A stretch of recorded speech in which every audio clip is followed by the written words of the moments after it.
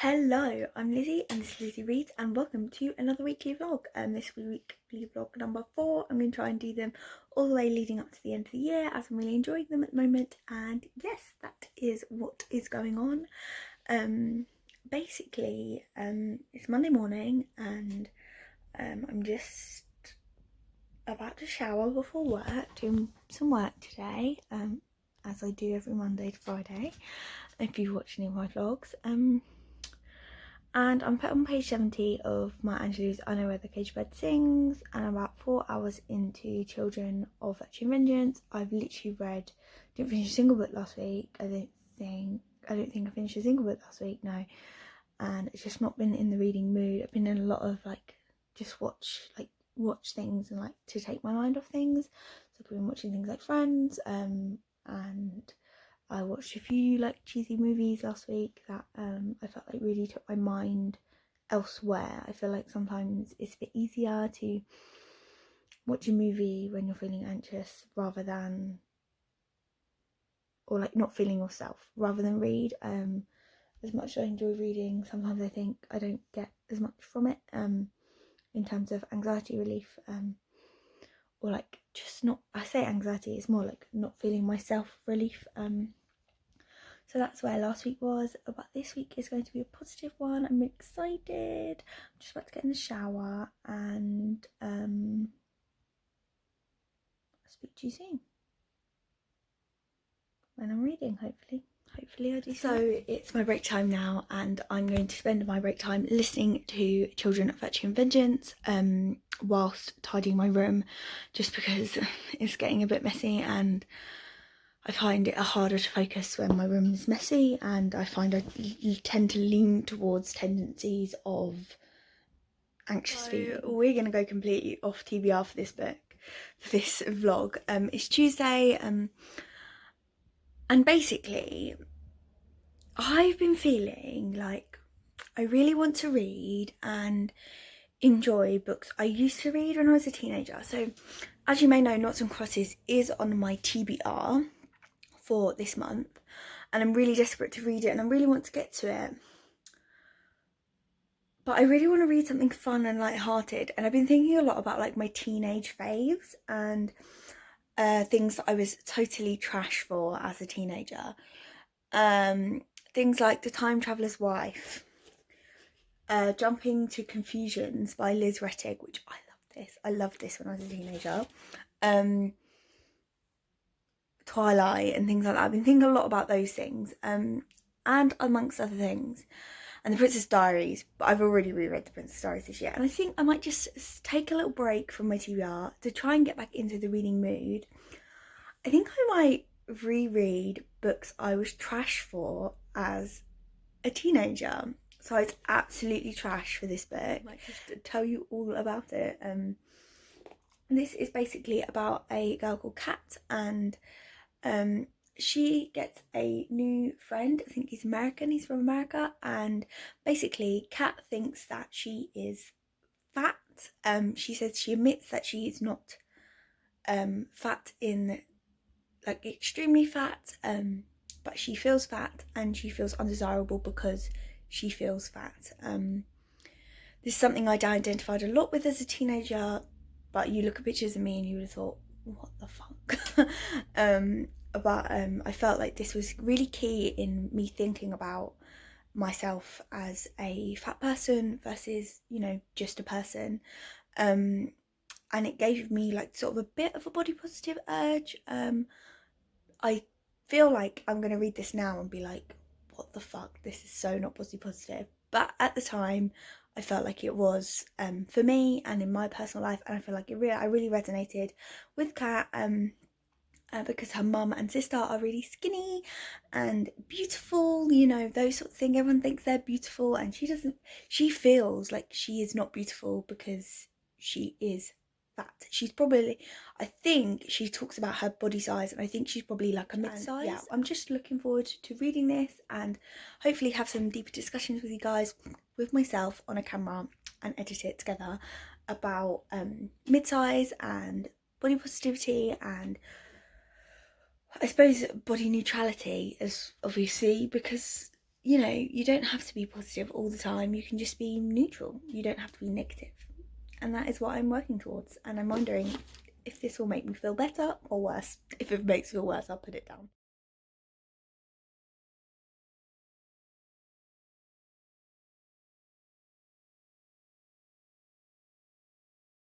Thoughts 6 pages in, I forgot she was fucking in love with her fucking English teacher. Why are they always in love with their teachers? Gross. Also, why is the chapter so long? I know as a teenager I had time to be reading these long chapters, but I don't now. I've got to get back to work. But I'll update you again. So it's Wednesday now and I haven't done any more proper reading. I think I read another like 10 to 20 minutes of Children of Action Vengeance. I listened to that. And I'm still going to continue with Jump to Confusion. And I'm still on page 6. I didn't read any last night. I played some board games instead. And I'm just on a little tea break. And I'm going to just do some reading and probably talk to you about it after I've done it. Whatever. Listen to what stupid things Kat's friend Lindsay just said. So Kat says lots of people have crushes on actors, and Lindsay says, yeah, they do, but you didn't have a crush on the actors. You were in love with the characters. A 19th century landowner, Mr. Darcy, and a Time Lord. You're never going to meet them at the school dance. Excuse me. Lindsay's obviously never been on BookTube. She's never been a bookish teenager. She doesn't know what she's talking about. Lindsay is trash. Like I am trash already. I'm gonna put this here and then do like a little time-lapsey thing. And then if I have something to say, I'm gonna say I forgot it's set in Scotland. Yay! One thing I'm appreciating is immediately she's talking about her weight and how her feelings with her weight are because of, she feels like because her mum is really skinny and her mum eats things like lettuce and like her mum's obviously like crazy into diet culture, and she says things like a moment on the lips, forever on the hips, or whatever the saying is. And I really appreciate her acknowledging that that makes her feel bad. I feel like, I don't know if I'm looking at it from a body positive lens, but I feel like as a kid I used to think, oh, that's not really nice, you know, her mum's really horrible. And even though people used to like, I've obviously had these things being said before, seeing them in this setting and seeing them affecting the main character of this book, it makes me feel a bit sad for her. I think that's how I feel. I think that's how I feel. I'll let you know how it goes.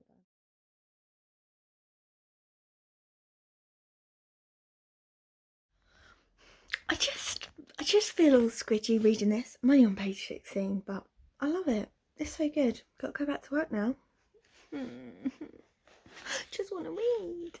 This is what I want. This is what I wanted to feel like, and I felt like going to an Old Faithful would make me feel like that. Not that I wasn't feeling that about the books I was reading. I just was finding it harder to get into them, to like let my mind go. But I already like have this house in my head. It's funny because I picture it as my house I used to live in. So weird. It's really funny how she has a teacher that she fancies, as I mentioned, and she mentions that she wishes she had a bigger photo of him to kiss than a photo of their whole class than at a school trip, which is ridiculous in itself. But what I find absolutely hilarious is she's like, oh, but I wouldn't know how to ask about how to get a photo of him without seeming suspicious. And obviously this was written in,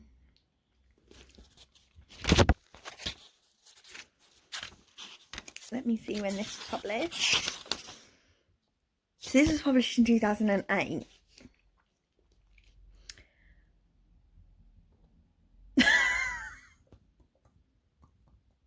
But just thinking about it now, like, you'd be able to find this stuff out on the internet.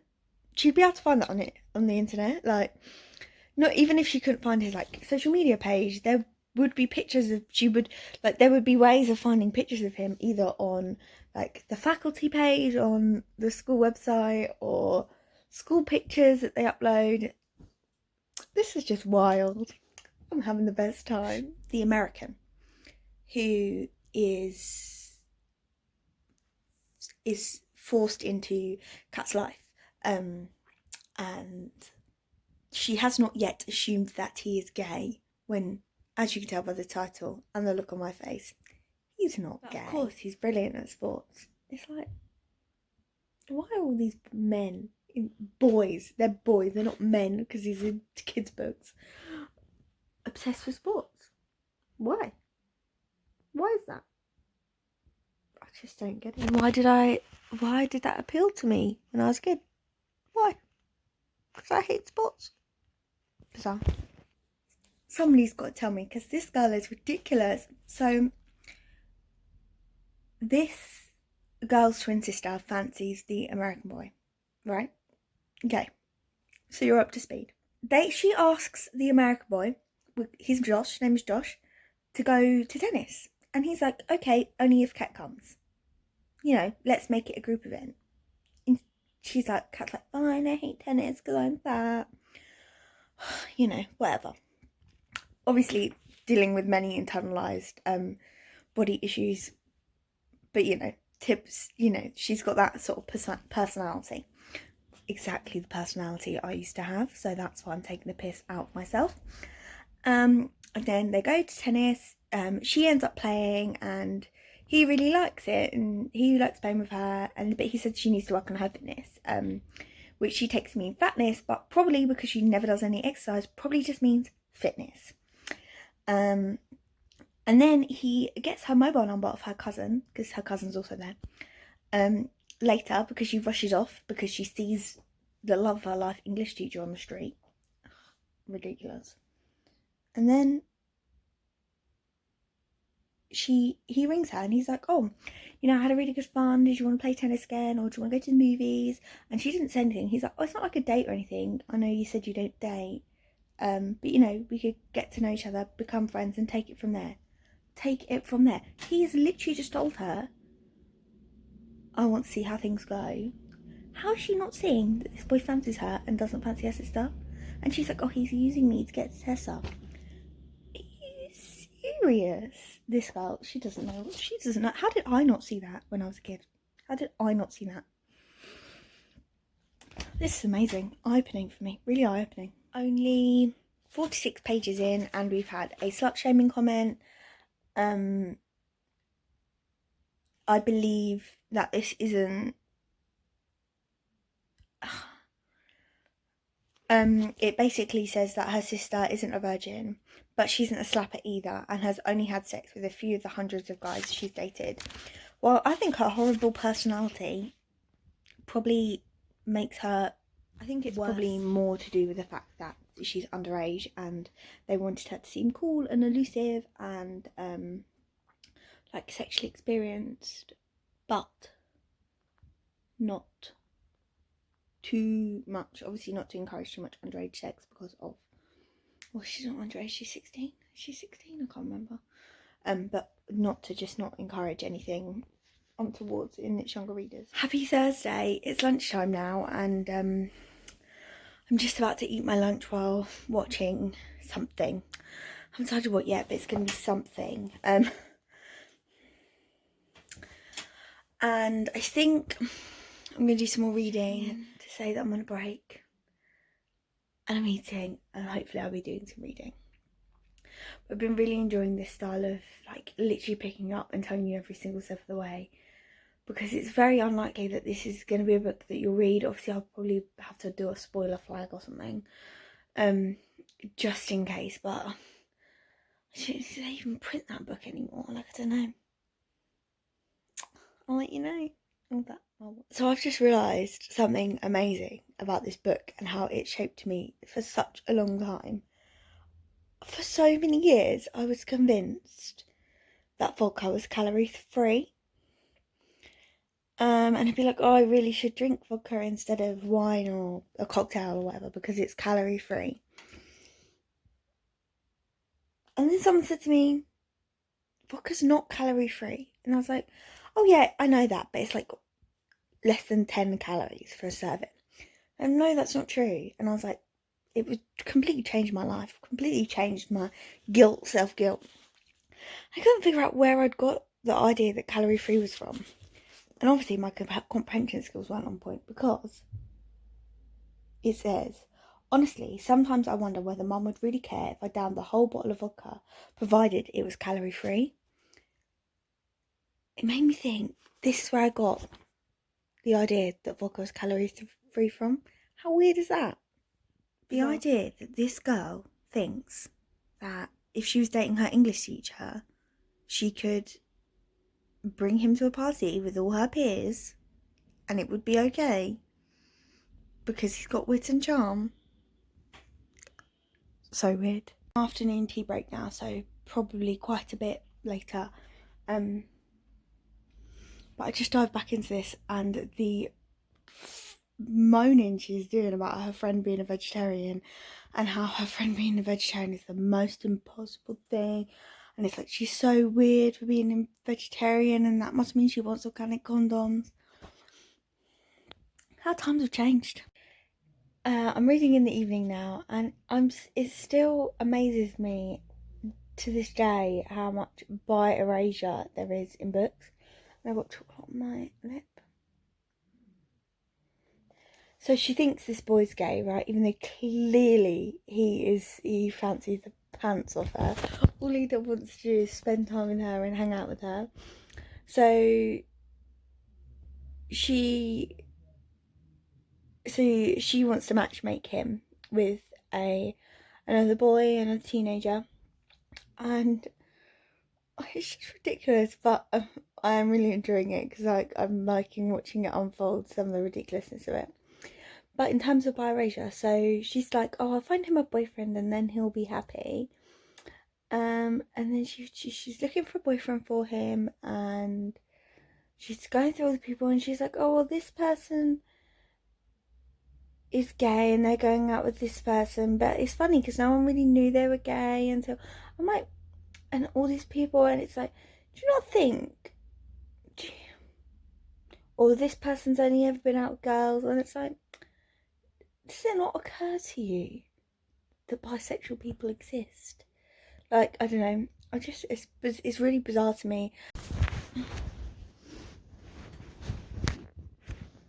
This girl is bloody delirious. When talking about a crazy horror movie with a psychopathic stalker, well, at least he was committed to her. This has been brilliant. So she's told him she thinks he's gay, and he just hasn't corrected her. This is such a classic rom-com.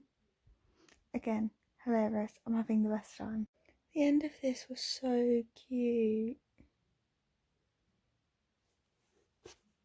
And I feel like it's really weird because the characters all feel really old because they feel like they're in like college or university because they drink lots of alcohol and swear a lot and talk about sex a lot. I feel like I was reading this when I was like 12. But the characters feel a little older than I think the age that they're meant to be. But also very immature in certain ways. But it was cute. I liked it. I feel thoroughly regressed. I got a good little hit of serotonin. Not that I did too much this week. Oh, I'm talking. I'll have to silence it then. Oh, that is so cool.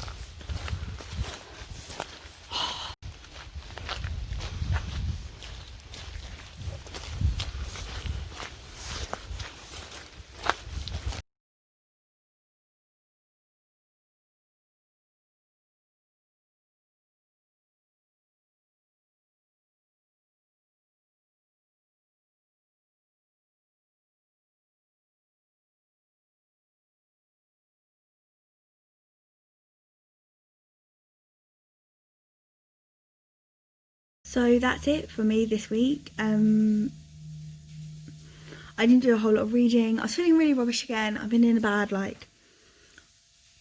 just felt really super drained, and yeah, I've not wanted to read anything that I've got reading, and I've obviously been feeling a bit crazy all week, but hopefully this video turns out to be something you like, I went on a lovely walk in a local forest with my boyfriend yesterday, and I will definitely insert those clips because they are so beautiful. We had such a gorgeous time. And yeah, it's Monday lunchtime, so I won't actually speak to you again, but I will try and chat to you soon. And please like and comment on this video if you want to chat to me. I'm happy to chat to you anytime, and thank you for watching.